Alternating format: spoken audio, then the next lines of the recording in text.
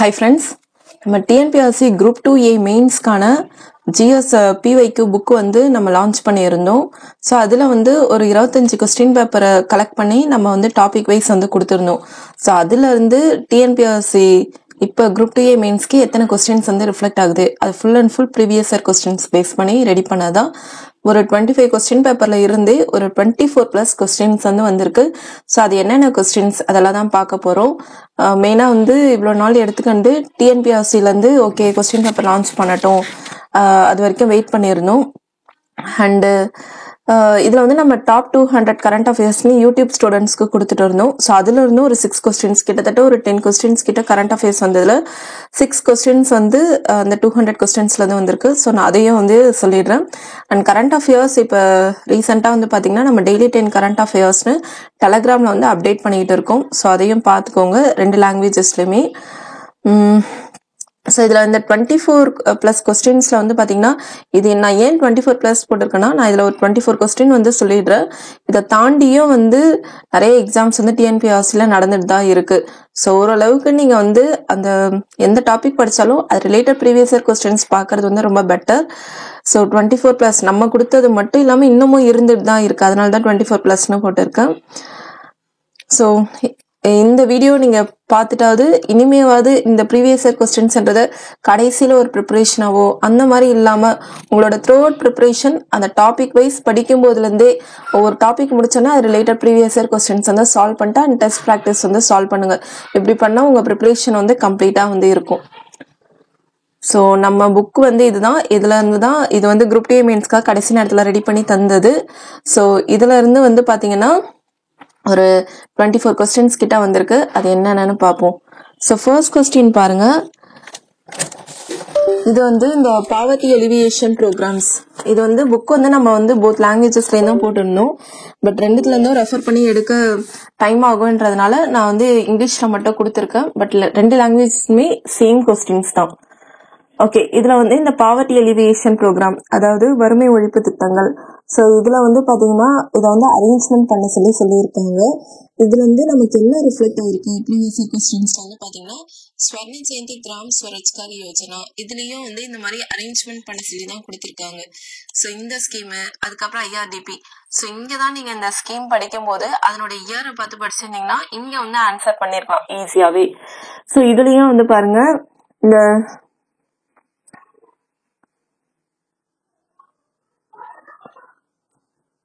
So இதுலயே வந்து இந்த ஸ்வர்ண ஜெயந்தி கிராம் ஸ்வரோஜ்கார் யோஜனா, ஸோ இந்த மாதிரி ஸ்கீம்ஸ் எல்லாம் கொடுத்துருக்காங்க. ஸோ இப்படிதான் வந்து ரிஃப்ளெக்ட் ஆயிருக்கு. இதுலயும் ஸ்வர்ண ஜெயந்தி சஹாரி ரோஜ்கார் யோஜனா இதெல்லாம் கொடுத்துருக்காங்க. ஸோ இப்படிதான் நம்ம வந்து மெயினா இந்த ஒரு கொஸ்டின் வந்து பாருங்க, இதுலயும் குரோனாலஜிக்கல் ஆர்டர் தான் கேட்டிருக்காங்க. ஸோ இதுலயும் தான் கேட்டிருக்காங்க. அடுத்து ஆர்டிகல் டேஷ் ஆஃப் கான்ஸ்டியூஷன், எது வந்து சில்ட்ரன் வந்து ஃபேக்டரிஸ் மைன்ஸ் இந்த மாதிரி ஒர்க்ல வந்து தவிர்க்குது அப்படின்னு கேட்டா ஆர்டிகல் 24 தான். ஸோ இதுலயும் வந்து பாத்தீங்கன்னா ஆர்டிகல் 24 வந்து வருது. ஸோ ஆப்ஷன் டி வந்து இருக்கு. ஆப்ஷன் டி படி heart and soul of constitution article 32. Offence அது வந்து பாத்தீங்கன்னா article 20. Human trafficking and forced labour article 23. Employment prohibition article 24. So அந்த இதை தான் வந்து கேட்டிருக்காங்க. ஸோ இப்படிதான் வந்து நமக்கு வந்து கொஸ்டின்ஸ் வந்து ரிஃப்ளெக்ட் ஆகுது.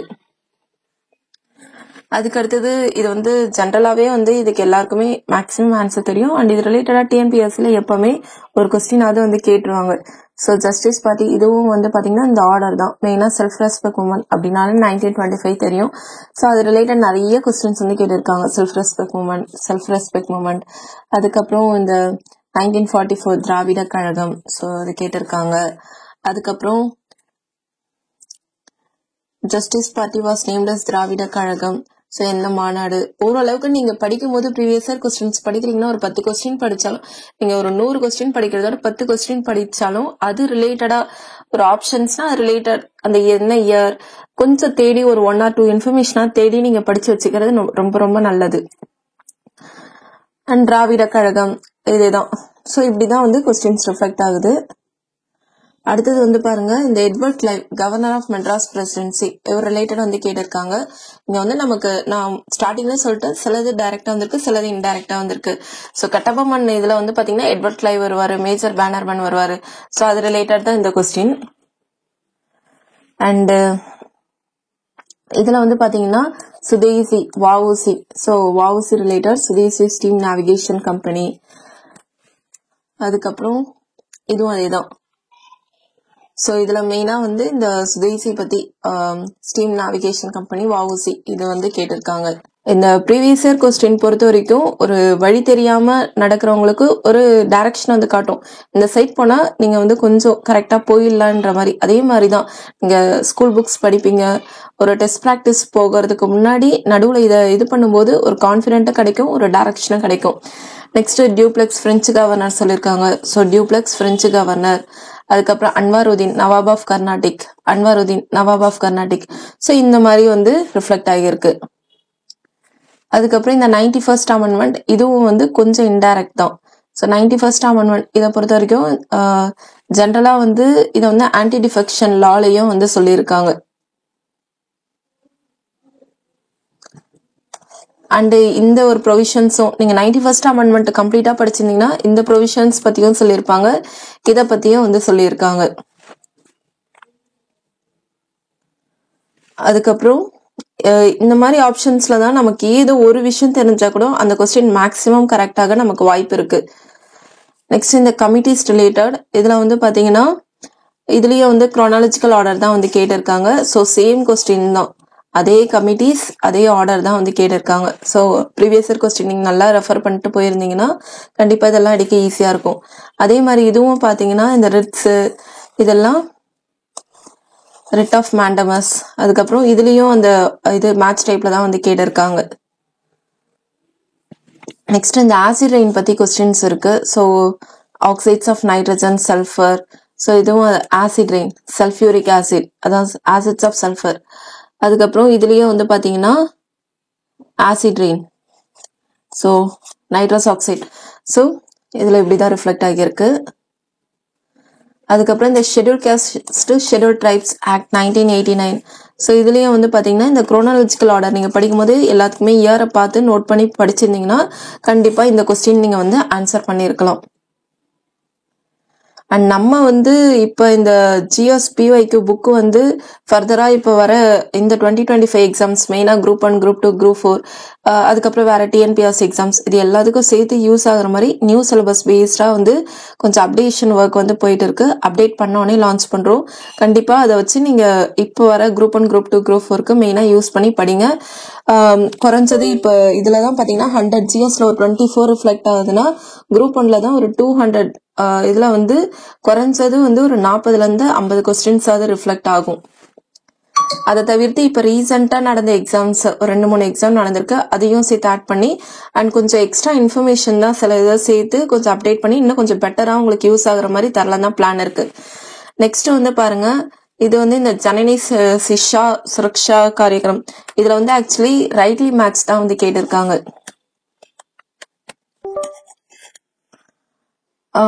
1 and 3 தான் வந்து கரெக்டா வந்து மேட்ச் ஆகுது.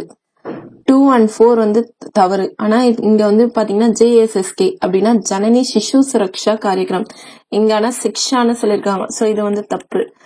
ஸோ இந்த இதை நீங்க படிச்சிருந்தீங்கன்னா இதுக்கு வந்து கரெக்டா இந்த எக்ஸ்பான்ஷன் வந்து தெரிஞ்சிருக்கும். நெக்ஸ்ட் இங்க வந்து இது நார்மலா ஜனனி சுரக்ஷா யோஜனா தான். இதுல வந்து பிரதான் மந்திரி ஸ்வஸ்திய சுரக்ஷா யோஜனா, சோ இந்த ஸ்கீம் வந்து கொடுத்திருக்காங்க பாருங்க. சோ இந்த இதை படிச்சிருந்தீங்கன்னா நம்ம இதுக்கு வந்து ஆன்சர் பண்ணிருக்கலாம். நெக்ஸ்ட் வந்து இந்த demographic transition, economic high growth. So இதுல வந்து இந்த டெமோகிராபிக் டிவிடெண்ட் பத்தி சொல்லியிருக்காங்க, increase in working class.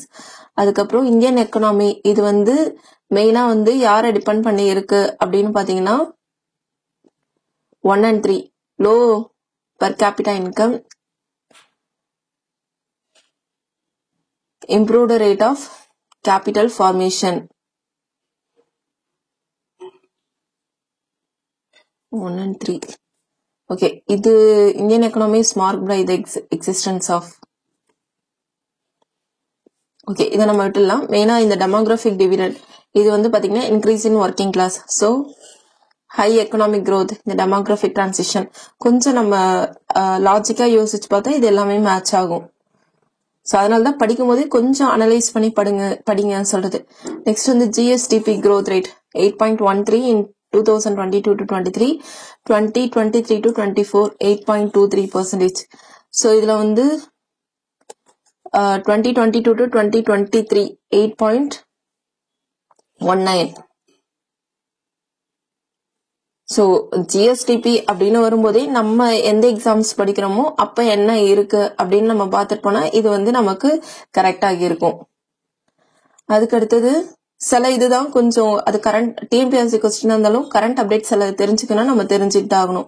Next இந்த பயோஸ்பியர் ரிசர்வ், இந்த மேங்க்ரோவ் ஃபாரஸ்ட் இது ரிலேட்டட். ஸோ சுந்தர்பன்ஸ், மேங்க்ரோவ்ஸ் இது எல்லாமே கனெக்டட் தான். ஸோ அதுதான் வந்து லார்ஜஸ்ட் மேங்க்ரோவ் ரீஜியன்ஸ் வந்து சுந்தர்பன்ஸ். நெக்ஸ்ட் இதுல வந்து பாத்தீங்கன்னா அண்ணாமலை யூனிவர்சிட்டி எஸ்டாப்ளிஷ்ட். ஸோ டைரக்டாவே நமக்கு வந்து இருக்கு 1929. அதுக்கப்புறம் செல்ஃப் ரெஸ்பெக்ட் மூவ்மெண்ட் ஆல்ரெடி சொன்னதே தான் இந்த 1925. ஸோ இதான். ஸோ ஏதாவது 1 or 2 நமக்கு இந்த மாதிரி மேட்ச்ல தெரிஞ்சாலே மீதி இதை நம்ம ஈஸியா ஆன்சர் பண்ணிடலாம். நெக்ஸ்ட் இதுல வந்து பாருங்க இந்த அரிக்கமேடு இதை பத்தி கேட்டிருக்காங்க. ஸோ சங்கம் சோழாஸ் அதுல வந்து அந்த காயின்ஸ் எல்லாம் அரிக்கமேடுல தான் வந்து கிடைச்சிருக்கு. அந்த மார்டிமர் வீலர், ஸோ இதுவும் வந்து அரிக்கமேடு தான், எந்த எக்ஸ்கவேஷன் சைட். ஸோ அது ரிலேட்டட் தான் வந்து கேட்டிருக்காங்க. சங்கம் ஏஜ் வந்து சோழ எம்பலம். ஸோ இதுதான் அரிக்கமேடு. ANCR correct. நம்ம இந்த ஒரு கொஸ்டின் படிச்சிருந்தாலே இதுக்கு வந்து டைரக்டா ஆன்சர் பண்ணிருக்கலாம். நெக்ஸ்ட் மெட்ராஸ் மகாஜன சபா May 16, 1884. ஸோ இதெல்லாம் ஓரளவுக்கு டைரக்டாவே வந்து வந்திருக்கு. மெட்ராஸ் மகாஜன சபா 1884. நெக்ஸ்ட் இந்த VN கட்கில் கமிட்டி. ஸோ அது ரிலேட்டட் வந்து இங்க வந்து கேட்டிருக்காங்க.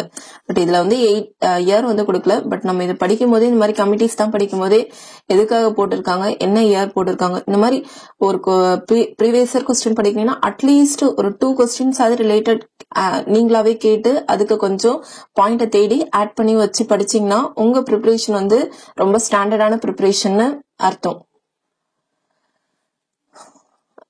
நெக்ஸ்ட் வந்து இது வந்து இந்த ஆர்டிகல் ரிலேட்டட். ஸோ டிபிஎஸ்பினா 36 to 51. ஸோ இதெல்லாம் டைரக்டா வந்திருக்கு. நெக்ஸ்ட் இந்த tribunals 4 are correct. Public service commission article 315 to 323. Next இந்த லோக்கல் கவர்மெண்ட், இந்த கிராம சபா. ஸோ அதேதான் Panchayat Raj article 243B deals with Grama Sabha. So இதுல வந்து பாத்தீங்கன்னா 3 tier system does not include தான் கேட்டிருக்காங்க. இங்கேயும் அதே தான் கரெக்ட் ஸ்டேட்மெண்ட். 2 வந்து வராது, மீதி எல்லாம் வரும். ஸோ நீங்க இங்க கரெக்டா வந்து இது இல்லை அப்படின்னு தெரிஞ்சா இங்கேயும் இல்லைன்றது கரெக்டா வந்து நமக்கு தெரிய வரும். ஏன்னா வந்து லோக்கல் கவர்மெண்ட் இதுல கிராம பஞ்சாயத், ஜில்லா பரிஷத், பஞ்சாயத் சமிதி இதுதான் வந்து கொடுத்திருக்காங்க அந்த 3 tier சிஸ்டம்ல. அதுக்கப்புறம் நம்ம வந்து இந்த ஆக்ட் மூலமா தான் கிராம சபா இதெல்லாம் வந்து ஆர்டிகல்ஸ் படி ஆட் ஆகியிருக்கும். நெக்ஸ்ட் இது வந்து இந்த cabinet minister, deputy ministers. So இதுல என்ன கேபினெட் மினிஸ்டர் பத்தி கொடுத்திருக்காங்க. டெப்யூட்டி மினிஸ்டர்ஸ் அது ரிலேட்டட் கொஸ்டின்ஸ் தான். நெக்ஸ்ட் இந்த fundamental rights be suspended, president order during the national emergency. So இதுல வந்து பாத்தீங்கன்னா parliament has power to grant fundamental rights to person serving in the armed forces. இந்த ஒரு பாயிண்ட் இது வந்து இன்கரெக்ட். ஸோ ஃபண்டமெண்டல் ஃப்ரீடம் வந்து suspend ஆகும் article 19 during emergency. இந்த பாயிண்ட் தான். So president has power to suspend article 359.